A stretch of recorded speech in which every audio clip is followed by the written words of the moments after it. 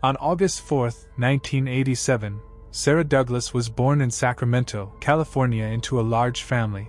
Sarah was an extremely kind, outgoing and cheerful little girl who showed an interest in everything new. She loved animals, especially birds and dogs. She enjoyed spending time in the garden, first planting and then caring for flowers and trees. But as Sarah grew up, she underwent significant changes, becoming a rebellious and defiant woman. She dropped out of school, changed her interests, and began to spend most of her time hanging out at parties with friends. Sarah, who was 19 at the time, began dating a young guy named Nicholas. The girl became pregnant in 2007 when she was 20 years old. The couple had a son named Alan Mitrick, but their quarrels did not stop even after the birth of the child. Ultimately, they decided to take different paths in life and separated. Nicholas moved to Santa Rosa in 150 kilometers from their home and started a new life. Nicholas appeared in her son's life from time to time, but mostly Sarah was involved with him. She accepted her new role as a single mother with no special education or career with a child in her arms. She struggled to make ends meet and faced obstacles at work. Therefore, she was forced to make a decision on how to improve her financial situation. Her mother and sister Stephanie helped her, but it was not enough. At this point, the girl began using escort websites to promote her services. Stephanie later noted that although Sarah was a good girl, she made many bad decisions in her life, and this decision was one of the worst. Many of Sarah's financial problems were solved by her new position as a sex worker, but this same status also created many other more important and potentially dangerous problems. After several years of working in the escort service industry, fate connected a young girl with a guy who, at first, for Sarah personified the safety and security that she wanted. She wanted to provide her son with a prosperous life and a reliable home. Unfortunately, Sarah did not know that meeting this man would not save her but would lead to an extremely tragic event. Orville Fleming, born in California on June 26, 1958, lived a normal life for 30 years as a husband, father, and firefighter for over 24 years. Orville worked as a firefighter for the city of Madera for 3 years before joining the California Department of Forestry in 1993 to protect the city of Sacramento from fire. In 2012, Fleming was promoted to the rank of captain due to his impeccable performance and leadership abilities. He was selected as a battalion commander. Orville also worked as a teacher at a nearby fire academy, and it seemed that nothing could stop him from advancing through the ranks as an officer. He was also entitled to a decent pension, and in his new position he was paid $130,000 a year, which was more than enough to live a prosperous and independent life. Orville Fleming and his wife Megan, with whom he lived his entire life, were viewed by the public as an exemplary couple with a successful marriage and raising healthy children. However, as is often the case, Orville had a dark side beneath the surface. He spent most of his battalion commander's salary on one of his favorite pastimes, recruiting young women over the internet. Orville, who was then 54 years old, met Sarah Douglas, who was then 24 years old, on one of these sites. He enjoyed their relationship since Sarah was different from his modest wife. It seems that the girl at the first meeting charmed him, and he wanted to receive her care. At that time, Sarah used a different name on the site and charged $300 per hour. There were also allegations that during the sessions he gained her trust, and she shared her difficult existence as single mothers. The man was filled with empathy, and their relationship quickly went beyond financial and sexual exchanges. Orville, almost completely in love with the girl, continued to look after Sarah and her child, but in his opinion this was not enough. After some time, Orville invited Sarah to move in with him, promising to divorce his wife, marry Sarah and take care of their child. Orville kept his word and broke off relations with the mother of his children after a stormy conversation, a sea of tears and complaints from his wife. Then he moved in with his new bride and her son to a quiet area. Sarah, for her part, expressed to her family how happy she was about the radical changes in her life. The girl left her previous job to care for her husband and son, and although her parents were worried about the significant age difference between their daughter and her chosen one, they were also happy for her that she chose the right path. In the home of this special family, there was a place for the birds that Sarah had loved since childhood, and now she could spend time with them. Their dreams began to come true when Orville gave the girl a rather large diamond engagement ring.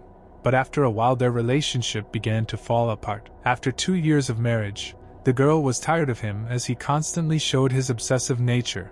Wherever she went with whomever she stayed, disputes arose, as well as frequent clashes with Megan, who remained Orville's wife.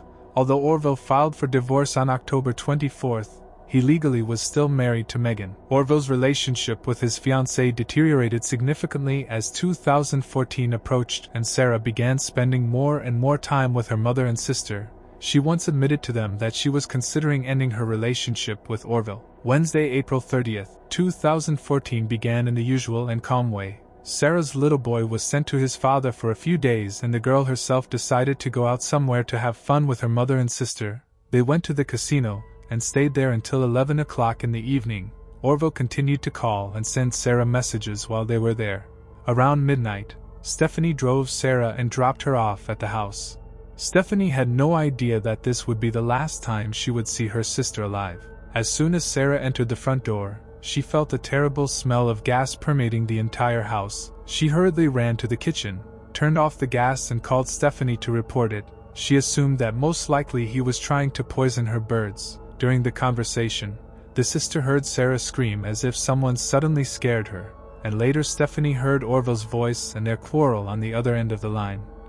However, she came to the conclusion that it was just their usual squabble. That night Stephanie went to bed with a little anxiety and made the independent decision to call Sarah the next morning. But when she did, all her calls to her sister went unanswered. Then the girl went to the house at 8 in the morning with her aunt. They knocked on the door but no one answered, so they pushed the door, which turned out to be unlocked. The women carefully walked into the living room where they came across chaos and disorder. Some things had not been put away and the furniture in the hallway was crooked. In horror, the women went into the main bedroom where they were so frightened by what they saw that they quickly left the house. The neighbor heard the heartbreaking screams of Stephanie and her companion claiming that there was a dead person in the house. She hurried to report this to 911 and by 9 in the morning the police had already arrived at the scene, Sacramento County, while some officers restrained and calmed the agitated women. Others entered the home and saw signs of a struggle in. Next to the bed was the body of a young woman, which was immediately sent to the morgue. Forensic experts interviewed Stephanie and her aunt, who identified the victim as Sarah Douglas. An autopsy revealed that Sarah had been stabbed at least 14 times with a sharp knife, most likely a kitchen knife. The knife wounds were visible to the naked eye and she had what appeared to be a sheet tied around her neck. Blood was splattered on the bed and the walls of the room, and in the bathroom there were traces of blood on a towel in the washing machine. Sarah's neck showed signs of attempted strangulation and her body was covered in bruises, suggesting that she had been physically assaulted. Laboratory blood tests showed there was no alcohol or other drugs in her system. Orville Fleming was considered the prime suspect in the brutal murder and a warrant was issued for his arrest after Stephanie and her aunt told investigators that the young woman was living with her 55-year-old partner, and their relationship was tense. It seems that evening Sarah announced that she intended to break up. However, the main problem was that Orville had disappeared and the search for him yielded no results. A statewide warning was issued and a day later the man's company car was discovered near the residence.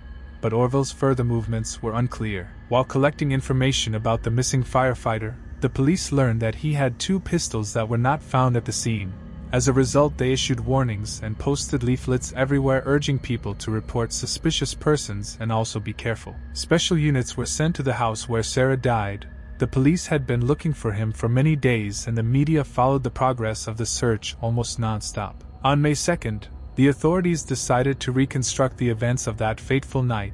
Therefore, Orville's family and colleagues were invited and many who knew him were surprised to learn that he was most likely involved in a terrible crime. They knew him as a cheerful and kind person. Meanwhile, investigators focused their attention on isolated parts of California where Orville might have traveled. Since Orville loved nature and went hiking in remote places, it was assumed that he had the survival skills necessary to find himself in difficult or inaccessible places. During the search of Megan, Orville's wife made a shocking statement from which it became known that Orville and other members of the California Fire Department had intimate relationships with call girls on the territory of the fire station. Megan claimed that she saw a video showing firefighters in trucks with girls, including Sarah.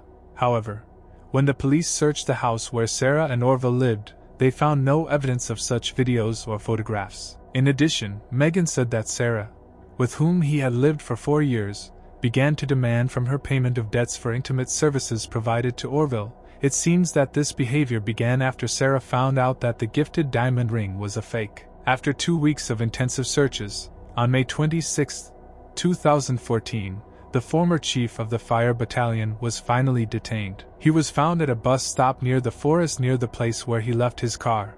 It was clear that he had been hiding in the forest all this time. To get food, Orville decided to take a bus where he was eventually identified despite the fact that he had shaved off his mustache.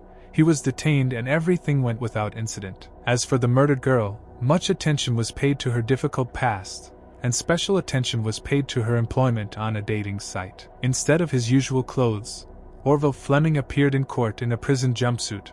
Orville refused to plead guilty. He also stated that he could not afford a lawyer. After 10 days, the California Highway Patrol began an investigation into any misconduct on the part of the fire department where he worked. For months after the murder of the young mother in October 2014, Orville officially declared his innocence. Sarah's family, especially her mother, were horrified by the accused's self-confidence when he winked at the lawyer declaring his innocence. Sarah's family also mentioned in court the couple's rocky relationship, characterizing Orville as a jealous and envious person trying to control everyone. On December 29, 2014, the firefighters who worked in the department with the man were placed on administrative leave. Although no sexual videos were discovered, but misconduct occurred. Orville's lawyers began his case in June 2015 with arguments designed to create the best impression of the defendant. They tried to portray Orville as a victim who abused alcohol and illegal substances while under the influence of escort services. They argued that Sarah drove Orville to the brink and used him for her own purposes. The lawyers also noted that Orville's supposed forgetfulness prevented him from remembering the incident that night. They hoped that Orville would be found guilty of a lesser crime. The next day, the defense resumed its tactics, calling Sarah Douglas an alcoholic who did a lot of illegal things. Orville said that the girl constantly screamed and ridiculed him. After a violent conflict on the night of the crime, Orville felt like a zombie. He went to the kitchen, took a knife, and then returned to the room and pushed Sarah onto bed and strangled her with numerous blows. During the interrogation, Orville claimed that during his time on the run he tried to commit suicide 3 times. The man firmly stood on the position that he did not remember all the details of the murder, and that after what happened he could not believe that he had killed the woman he was going to marry. But the police had recordings of his confession during the arrest, and Orville was heard telling them that he stabbed Sarah because she had offended him. In addition, the prosecution stated that the defendant should be found guilty of first-degree murder since he had enough time to realize what he was doing. Just days before his birthday on June 24, 2015, Orville Fleming was found guilty of second-degree murder, and on July 31st, the once family man and respected firefighter was given a life sentence. The aftermath of the murder of 26-year-old Sarah Douglas lingered for months, with the 5-year-old boy taken away by his father Nicholas, as Orville left him exposed to media scandals for hinting at his mother's past. Sarah's family experienced a double tragedy. The loss of a young girl destroyed their hearts and all their dreams of happiness. Moreover, a few months after the crime, Sarah's very close brother, Leroy, committed suicide because he could not come to terms with the loss of a loved one. For Sarah's family, her murder at the hands of the man she shared a home with for several years serves as a reminder to leave an abusive relationship before it's too late, and that sometimes those seen as kind and deserving of respect are actually worse people than those shunned by society due to wrong choice. Friends, write your opinion in the comments, and also subscribe to the channel and watch my other videos. Thank you all.